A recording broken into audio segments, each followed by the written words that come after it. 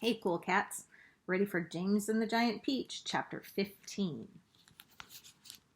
Outside in the garden at that very moment, Aunt Sponge and Aunt Spiker had just taken their places at the front gate, each with a bunch of tickets in her hand, and the first stream of early morning sightseers was visible in the distance climbing the hill to view the peach. "We shall make a fortune today," Aunt Spiker was saying. "Just look at all those people." "I wonder what became of that horrid little boy of ours last night," Aunt Sponge said. "He never did come back in, did he?"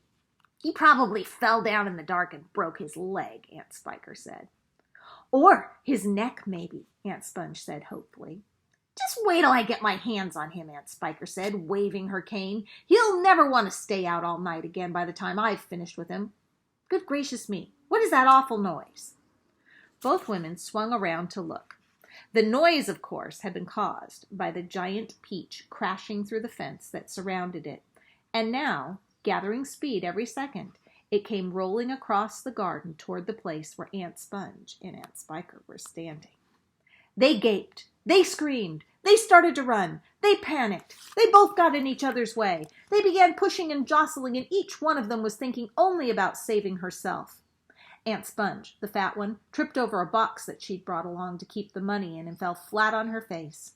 Aunt Spiker immediately tripped over Aunt Sponge and came down on top of her.